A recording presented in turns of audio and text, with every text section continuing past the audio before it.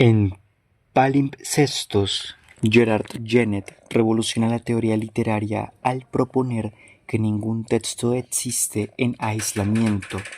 Su concepto de transtextualidad revela cómo las obras dialogan entre sí mediante 5 relaciones clave: intertextualidad, paratextualidad, metatextualidad, hipertextualidad y architextualidad.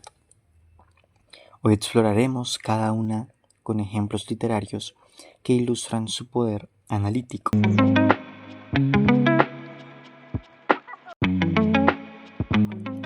La transtextualidad, como señala Genette, es todo lo que pone el texto en relación manifiesta o secreta con otros textos.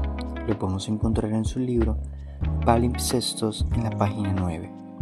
Es crucial entender que la transtextualidad abarca todas las relaciones textuales posibles, no solo una evolución de la architextualidad.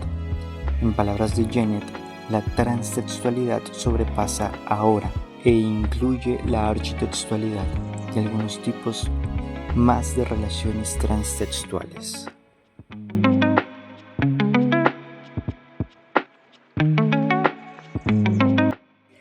La intertextualidad, según Genette, es la copresencia de dos textos. No se trata solo de citas, sino de alusiones que requieren conocimiento previo para decodificar su significado. Esta copresencia puede ser intencional o no intencional. Genette precisa que la intertextualidad se manifiesta en su forma más explícita y literal, es la práctica tradicional de la cita.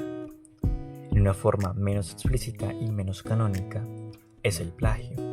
Y en forma todavía menos explícita y menos literal, la alusión. La intertextualidad de Genette se distingue de la de Kristeva, quien la concibe como un diálogo constante entre el texto y el contexto cultural. También se diferencia de la visión de Riffaterre, quien la entiende como una percepción del lector, más que una relación concreta entre textos. Riffaterre la ve como un mecanismo de lectura que produce significancia a través de relaciones microestructurales. Un ejemplo claro de intertextualidad sería El Quijote de Cervantes, con sus múltiples referencias a los libros de caballerías, donde el lector reconoce y evalúa el género parodiado. El Quijote incorpora elementos de estos textos, creando un diálogo directo con ellos.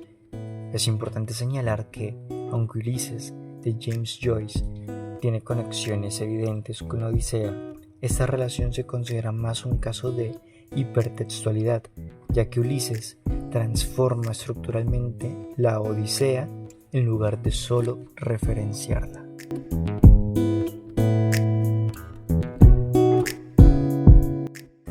El paratexto, según Genette, es el umbral que media entre el texto y el lector.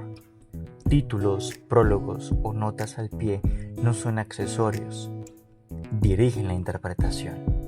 El paratexto influye en la recepción e interpretación del texto, creando un horizonte de expectativas para el lector. El paratexto puede ser peritexto, título, subtítulo, prólogo, notas, etc., elementos dentro del libro, o epitexto, entrevistas, reseñas, correspondencia del autor, elementos fuera del libro. Este paratexto puede ser manipulado por el autor o la editorial para dirigir la interpretación del lector o para crear una imagen específica de la obra. En Niebla, de Miguel de Unamuno, el paratexto, prólogo, notas, refuerza la metatextualidad de la obra, pues el protagonista interactúa con el autor, no se fusiona con el texto, sino que establece un diálogo entre el creador y su criatura. Un ejemplo adicional es Madame Bovary de Flaubert, quien usó cartas y reseñas de su época como epitexto para influir en la interpretación de la novela.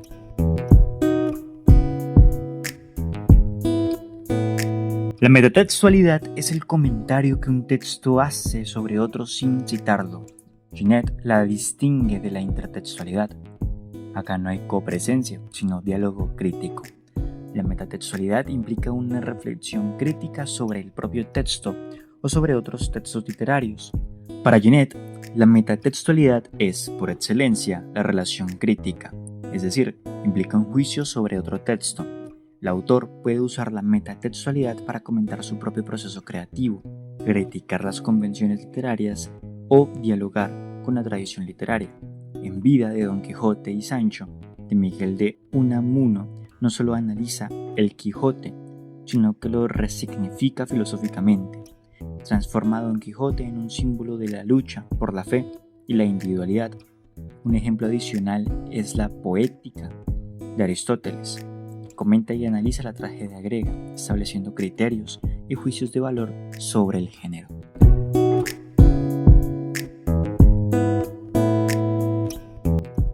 La hipertextualidad, para Genet, es la relación entre un texto posterior, hipertexto, y uno anterior, hipotexto. No es mera imitación, sino transformación. Genet la define como toda relación que tiene un texto B, hipertexto, con un texto anterior A, hipotexto, sin ser un comentario. La hipertextualidad implica una transformación o continuación del hipotexto, creando una nueva obra que dialoga con su predecesora. Como ya se mencionó, Ulises de James Joyce es un hipertexto de la Odisea, donde Joyce transforma la estructura y los personajes del poema homérico. Un ejemplo adicional es El orgullo, prejuicio y zombies, que reescribe el clásico de Jane Austen en clave de terror, combinando romance y elementos sobrenaturales.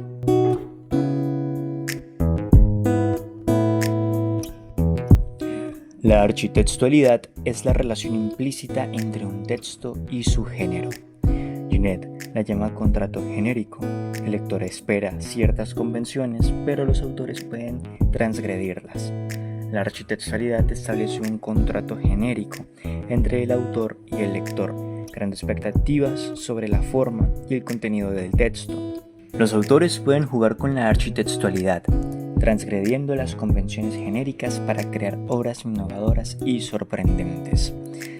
Si bien Rayuela de Julio Cortázar desafía las convenciones de la novela tradicional, su ruptura se alinea más con la metaliteratura que con la architextualidad estricta.